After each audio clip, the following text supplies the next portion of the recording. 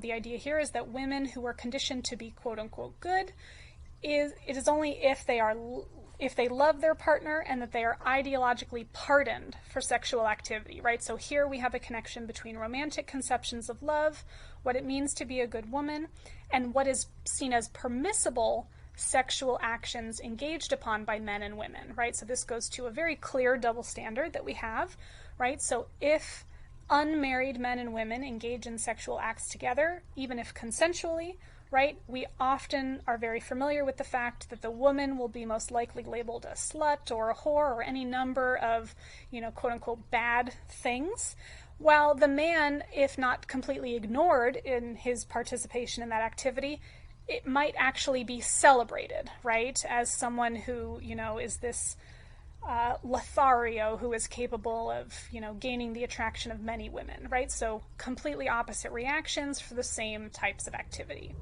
right? And so indeed, some women may only have been able, she says, to let go sexually or lose their inhibitions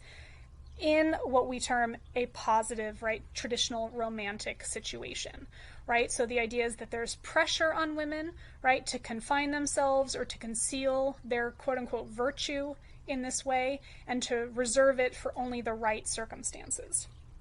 Now, interestingly enough, right, social dimensions and developments have altered this sort of stereotype, even though we still see that sort of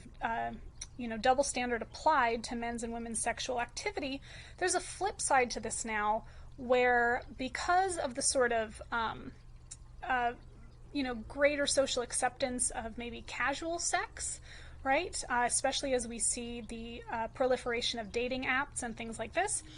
we see that now, if we assume everyone is having sex outside of marriage, then there seems to be this side of men's entitlement to sexual activity from women, regardless of whether they're in love or not, right? So, on the one hand, the idea is that, a woman should save themselves for someone that they're truly in love with, but then that other expectation is that, if a man bothers to,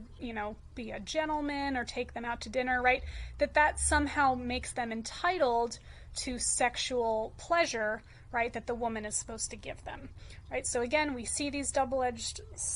standards. We also see, even though the sexual practices have changed in our society, that there is still this sort of different sort of expectation on what women are and aren't supposed to do, given men's expectations. And it's really interesting,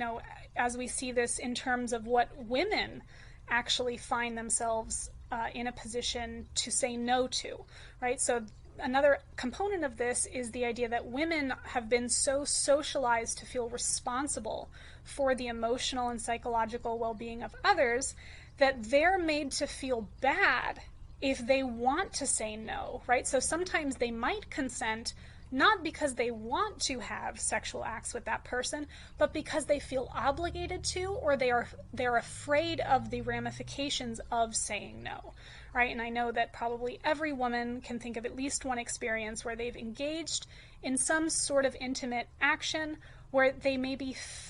changed their mind at some point through or never wanted to begin with, but they sort of outweighed their own autonomy with the fear, right, of what others would think of them.